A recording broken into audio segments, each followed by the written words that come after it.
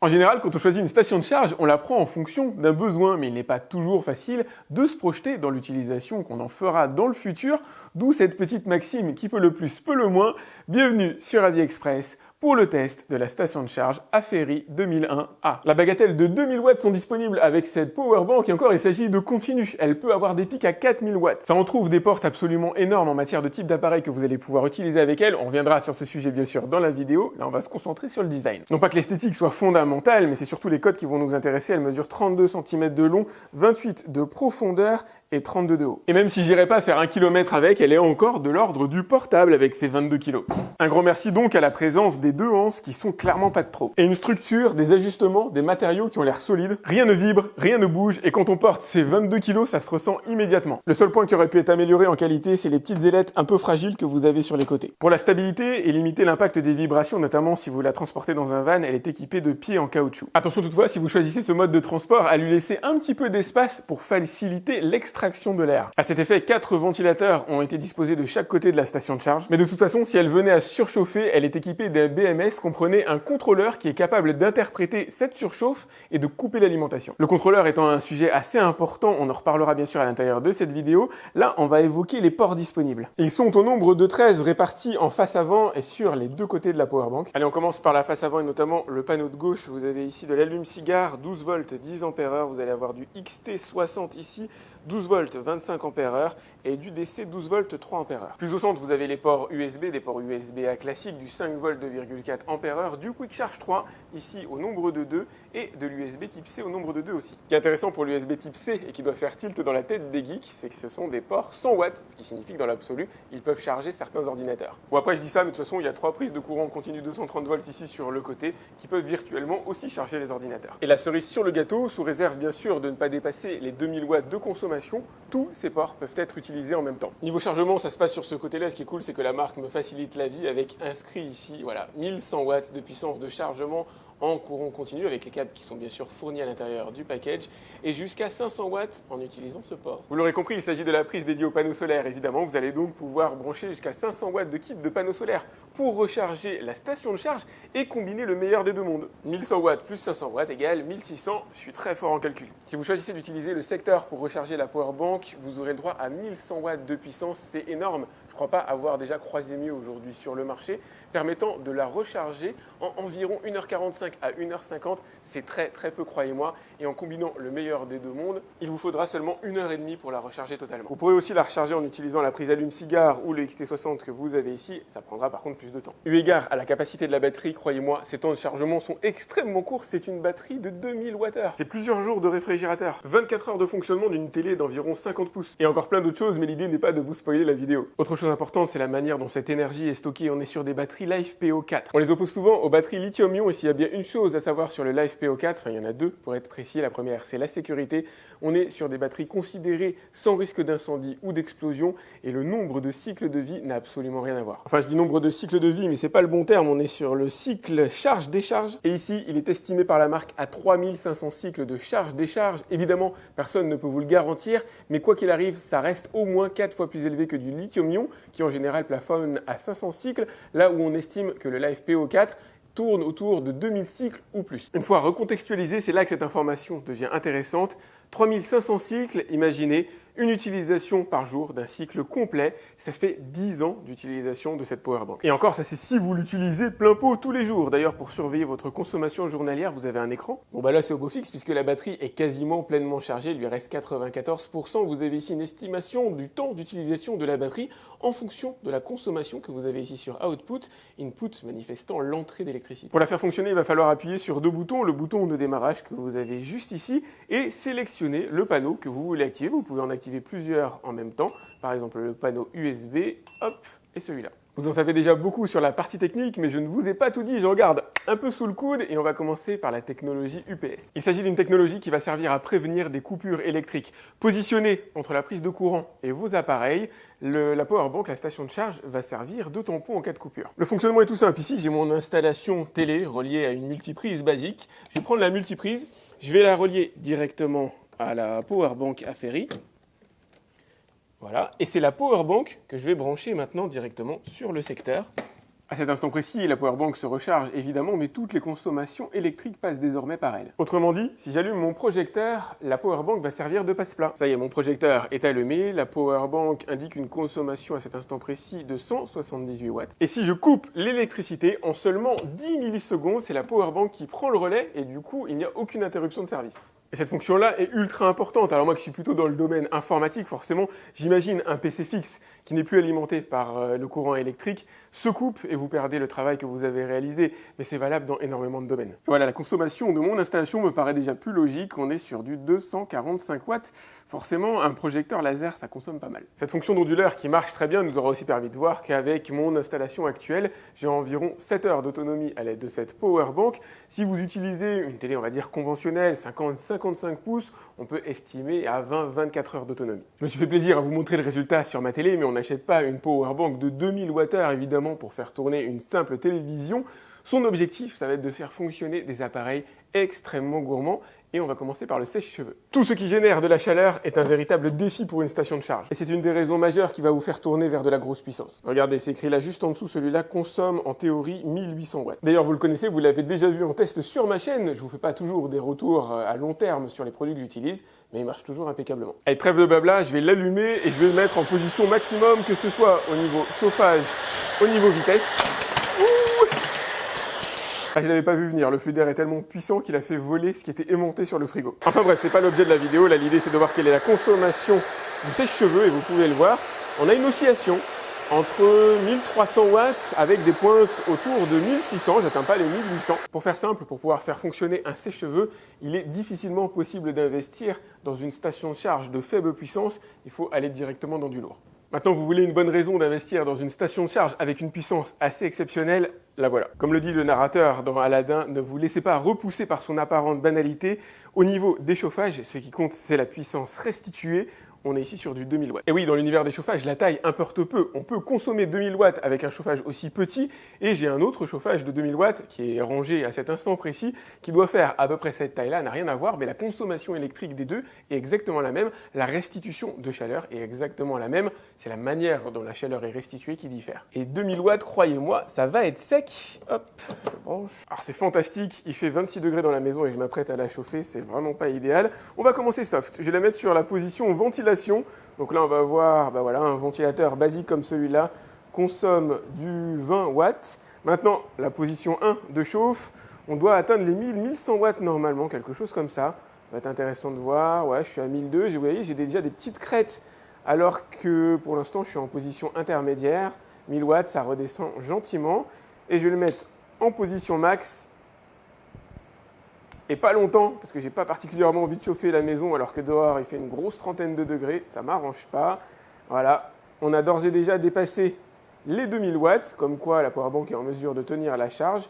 Et je vous rassure, ça fonctionne très bien, c'est super chaud. Bon, maintenant via l'instant joueur, que se passe-t-il si jamais j'allume en même temps le chauffage de 2000 watts et le sèche-cheveux de 1800 watts? Pour rappel, elle peut avaler 4000 watts, mais en crête uniquement. Là, c'est du continu, donc pour le coup, il va forcément se passer quelque chose. Et ça va... Ah bah ça y est, c'est coupé. Et c'est le chauffage qui pour l'instant est émis en continu et le sèche-cheveux en alternatif, comme vous pouvez l'entendre, il s'allume de temps en temps. Le chauffage, lui, est véritablement en continu. Et ici, elle envoie de manière assez safe du 1900 watts. Elle essaye de ne pas trop dépasser les 2000. Il s'agit du comportement que j'ai eu sur les powerbanks les plus récentes que j'ai pu tester jusqu'ici. Il n'y a pas de coupure totale de l'électricité. La powerbank fait fluctuer elle-même l'énergie qu'elle envoie aux différents appareils afin de ne pas les couper totalement pour la partie chauffage. C'est génial parce que du coup, lui, il reste allumé quasiment en continu. Il n'est peut-être pas en plein pot 2000 watts, mais il assure bien sa fonction de chauffage. Par contre, pour le sèche-cheveux, évidemment, le côté alternatif n'est pas particulièrement pratique. Tenez, même si elle n'est pas chargée à 100%, ce qui va être intéressant de voir, c'est combien de temps de chauffage j'ai avec 91% de batterie ici. On est donc sur du 2000 watts, ça va chiffrer en minutes. Si elle était chargée pleinement, on aurait quasiment 1 heure de chauffage. Ça paraît rien, 1 heure de chauffage quand on n'est pas dans le domaine, mais vous pouvez me faire confiance. 1 heure de chauffage alimentée par une station de charge, c'est déjà de l'ordre de l'exceptionnel. Et c'est surtout vérifier que ça fonctionne qui m'intéresse. Je me doute que vous n'allez pas utiliser cette powerbank-là pour vous chauffer. Savoir que vous pouvez le faire en cas de nécessité, c'est ça qui est important. Un autre côté cool de ce genre de station de charge, c'est de pouvoir apporter le courant dans des zones où ça n'était pas prévu initialement, comme là, par exemple, à l'intérieur de mon jardin. où je vais brancher une tronçonneuse. Donc c'est elle qui va officier, vous la retrouvez d'ailleurs en test sur ma chaîne, tronçonneuse signée Lidl qui consomme a priori du 1800 watts. Alors j'ai un petit arbre à couper, on va pas se le faire en live, je suis pas particulièrement équipé à cet instant précis, c'est juste pour vous montrer que ça fonctionne. Ouais, on débute dans l'univers des palmiers, on connaissait pas particulièrement et il a été démonté par un papillon. À la base, il ressemblait à ça, donc mon conseil du jour, n'hésitez pas à investir dans les nématodes.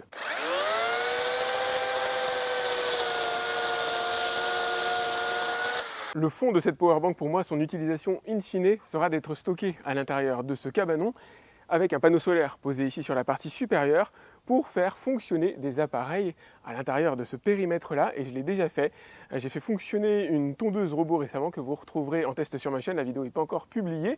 Tondeuse robot dont la base était reliée directement à la powerbank affairée, vous le voyez normalement à l'intérieur de la vidéo. Au bout du compte, ce sera un peu plus esthétique, mais l'idée de base, la voilà. Hop, je vais aller positionner le panneau sur le toit. Je le centrerai peut-être d'ailleurs pour que ce soit un peu plus esthétique, un peu plus symétrique. Je cacherai aussi la partie câblage. Et voilà, créer une installation électrique avec panneau solaire n'est pas plus compliqué que ça. Là, ça recharge à 70 watts. Ce qui est normal étant donné le temps, il fait assez moche aujourd'hui. Il s'agit d'un panneau photovoltaïque capable d'envoyer du 200 watts en crête et ça me paraît plutôt bien dimensionné pour une powerbank de 2000 Wh. Après, bien sûr, tout dépend de votre consommation. Il est certifié IP65, il va donc résister aux projections d'eau et dispose d'un revêtement ETFE, qui est un fluoropolymère favorisant la transmission de la lumière, lui permettant d'obtenir une conversion énergétique d'environ 23%. C'est littéralement du plug and play. Donc si vous n'y connaissez absolument rien aux stations de charge, aux panneaux solaires, c'est simple, la seule chose que vous avez à savoir, il y a un câble à brancher, il est déjà relié de base au panneau solaire, c'est ce câble MC4. À la seconde où vous avez branché ce câble, ça y est, le panneau solaire envoie de l'énergie à la station de charge. Enfin, encore faut-il l'utiliser en extérieur. Si la mise en fonction du panneau solaire est extrêmement simple, pour obtenir le meilleur de l'énergie solaire, il vous faut trouver le bon angle et pour ça, vous avez cette petite patte. Et voilà ce que ça donne une fois installé, c'est une très bonne idée de la part de la marque. Évidemment, je vois venir les plus critiques, c'est pas un absolu cette position, la course du soleil évolue dans la journée, la position du soleil évolue aussi en fonction des saisons, et donc l'inclinaison et l'orientation qu'il faudra donner au panneau solaire, mais c'est juste très pratique. Et c'est pas la seule chose qui est pratique, regardez-moi ça, en plus du port permettant de connecter le panneau solaire directement à la powerbank, vous allez disposer de 3 ports USB, 2 ports USB-A et 1 port USB-C. Un des ports est même compatible Quick Charge 3, ça signifie tout simplement qu'au global, vous allez pouvoir utiliser ce panneau solaire indépendamment de la station de charge. Avant de continuer les tests, revenons quelques instants sur le BMS comme produit. BMS, c'est le Battery Management System, c'est lui qui va contrôler le bon état de fonctionnement de la batterie et qui va permettre de la protéger notamment, de la protéger des surtensions, de la surchauffe, protéger aussi en cas de décharge ou de surcharge excessive. En bref, il s'agit d'un élément indispensable qui assure la sécurité de la batterie, mais aussi la vôtre. Allez, on continue les tests avec la partie USB. Alors, je pourrais tester les ports USB conventionnels, mais c'est beaucoup moins sympa que de tester les ports USB type C, qui va permettre, lui, de charger rapidement alors, les smartphones, mais aussi les ordinateurs portables. Là, c'est bien ma veine. Mon smartphone est chargé à 100%, je vais aller en chercher un autre. Et voilà, par exemple, sur un Galaxy S22, donc normalement, si il fonctionne, on va dire, à 100%, le smartphone pourrait être chargé en moins d'1 heure facilement. Bon là pour le coup j'ai déjà vu plus rapide puisqu'il n'envoie que du 13 watts. Alors du coup je vais essayer en quick charge par curiosité. Oui, pas vraiment mieux, je suis sur 12-13 watts. Allez, on va passer direct à du beaucoup plus costaud. Cette fois-ci, l'idée, ça va être de brancher mon ordinateur et de recharger l'ordinateur directement à l'aide du port USB-C qui se trouve dessus. Alors là, de par l'icône qui se trouve juste ici, on peut voir que ça y est, l'ordinateur est alimenté par la powerbank et que la consommation à cet instant précis est d'environ 20 watts, avec des pics d'utilisation à 50 watts en fonction de ce que je fais dessus. 60 watts étant la consommation de cet ordinateur. Vous allez d'ailleurs pouvoir utiliser le port USB-C, bien sûr, sur d'autres PC que les Xiaomi, comme celui que je suis en train de tester maintenant. Notamment certains MacBook. Après, c'est à vous de vous référer aux notices de votre ordinateur pour savoir si un port de 100 watts suffit à alimenter l'ordi en question. Je vais profiter d'avoir un beau rayon de soleil pour vous montrer le rendement potentiel des panneaux solaires. L'installation est basique comme vous pouvez le voir mais efficace. J'ai essayé de trouver la bonne inclinaison. En ce moment on doit être sur du 30 degrés si je me trompe pas à peu près. Et regardez, je sais pas si vous arrivez à le voir, je suis sur du 162 watts. Sachant que leur orientation n'est même pas optimale. Il aurait fallu que je les incline un peu plus dans ce sens-là par rapport à l'ombre portée que vous pouvez voir directement sur la terrasse, peut-être pour obtenir le meilleur rendement. Après à ce rythme-là, il faut environ 11 heures pour remplir la powerbank, d'où l'utilité peut-être d'avoir probablement 2 panneaux solaires identiques pour pouvoir aller capter un peu plus de 300 watts. Tenez, c'est d'ailleurs ce que je vais faire, histoire de rendre l'installation encore plus cool. Je vais fixer 2 panneaux solaires 2 x 200 watts. Et ce qui m'a permis de faire ça ultra simplement, ce sont ces petits multiprises, ces petits connecteurs qui permettent de relier plusieurs panneaux solaires à une seule et même station. Alors je sais pas si vous parvenez à le lire, mais pour l'instant, j'arrive à lui envoyer 253 watts. Mais il faut que j'optimise clairement l'installation parce que certaines zones sont ombragées et puis l'orientation est tout sauf idéale. Et voilà, là si esthétiquement c'est pas top, en tout cas pour la disposition des panneaux au niveau du sol, en matière d'illumination c'est parfait. Par contre j'ai quand même un petit voilage au niveau du soleil. Ah, je suis désolé, je pense que vous avez du mal à le lire, mais pour l'instant je suis à 320 watts. Ça peut être intéressant aussi de voir ce que ça donne quand ils sont totalement couchés sur le sol. L'idée étant de faire le moins d'efforts possible en matière de positionnement et je suis quasiment à 300 watts. En passant d'un panneau de 200 watts à 2 panneaux, c'est-à-dire 400 watts de puissance totale possible, je suis passé de 11 heures en temps de rechargement pour la station de charge à 6 heures, ce qui est déjà beaucoup plus raisonnable et beaucoup plus confortable aussi, puisque 6 heures d'ensoleillement, ça reste de l'ordre du cohérent par rapport à la période. Tout dépend en fait de l'utilisation que vous allez avoir de la station de charge. Si c'est pour une utilisation quotidienne, effectivement, du 400 watts me paraît bien indiqué. Si c'est pour de l'utilisation ponctuelle ou qu'on peut dire plutôt hebdomadaire, dans ce cas-là, un panneau de 200 suffit largement. Ce que j'apprécie dans la version des panneaux All Power, c'est qu'il est possible d'avoir un angle beaucoup plus proche des 30 degrés qu'avec les autres panneaux que je peux avoir ici, qui eux sont plus courts, mais par contre plus hauts. Ceux-là sont un peu plus longs. À cet instant précis, je suis pas loin du top de ce que je peux faire et je suis à 300 watts. Cuisiner, bricoler, vous chauffer, vous refroidir, voilà un éventail de ce que vous pourrez faire avec cette station de charge signée Aferi, qui tient, alors dans un format relativement réduit, assez lourd évidemment, mais quand même reste de l'ordre du portable, reste de l'ordre de l'humain. Elle a subi tous les tests que je lui ai fait subir, que ce soit les tests les plus difficiles, allant même jusqu'à la surcharge pour vérifier son comportement, et elle s'est bien comportée d'ailleurs. Elle a laissé mon chauffage allumé et passé en alternatif sur la partie sèche-cheveux. Moi, ça me va très bien, ça me convient très bien. On est sur une powerbank qui tient clairement le jus, elle se recharge ultra rapidement. J'ai jamais vu à l'heure actuelle de station de charge de 2000 watts se recharger aussi rapidement que celle-là, que ce soit sur la partie secteur ou dans l'idéal en combinant le meilleur des deux mondes, c'est-à-dire le soleil et le secteur, vous obtenez 1h30 de temps de charge pour une powerbank de 2000 watts, 2000 Wh. C'est tout simplement monstrueux. Ça couvre pas forcément les besoins journaliers d'une personne, ça va dépendre bien sûr de l'utilisation que vous aurez de cette station de charge, mais 2000 watts c'est quand même costaud. Elle dispose du meilleur type de batterie disponible à l'heure actuelle sur le marché pour ce genre de station de charge, avec une assez grande durée de vie comparativement par exemple à du lithium-ion somme toute plus classique. On a aussi un bon BMS à l'intérieur qui protégera la station de charge des surcharges, des surchauffes, etc. de tout un éventail de possibilités qui pourraient arriver. Elle dispose des technologies qui vous permettent de ne jamais être coupé du courant. Si vous choisissez de l'utiliser en tant qu'onduleur, vous êtes assuré, si jamais vous êtes dans une zone relativement peu stable, d'avoir toujours du courant électrique dans les appareils fondamentaux, en tout cas pour vous les plus essentiels. Autre côté cool, très appréciable, la présence des 3 ports, des 3 prises 220 volts que vous avez ici pour faire littéralement comme à la maison, brancher n'importe quel type d'appareil. Il n'y a quasiment rien qui lui résistera, j'ai pas pu tout vous montrer, mais je vous rassure, regardez derrière votre cafetière si elle consomme moins de 2000 watts, mais vous allez pouvoir même faire du café avec cette powerbank. Et même de manière générale, la présence de tous les ports, 13 au total, c'est extrêmement complet. N'hésitez pas à me dire si vous en voyez un qui est manquant par rapport à votre utilisation, mais franchement c'est nickel. Au travers d'une application, j'aurais aimé pouvoir programmer un horaire de chargement, de rechargement plutôt, pour pouvoir bénéficier des heures creuses. Et dernière chose importante, le prix que je vous laisse aller voir. Vous avez un lien directement dans la description de cette vidéo pour aller voir son tarif à l'heure actuelle. Et il est raisonnable au regard des 2000 watts proposés en matière de puissance, 4000 en pic et 2000 Wh de contenance. Franchement, c'est très raisonnable. En tout cas, n'hésitez pas à me dire ce que vous en pensez directement dans les commentaires de cette vidéo. Pensez à la liker, c'est important pour moi. À vous abonner à ma chaîne si ce n'est pas déjà fait.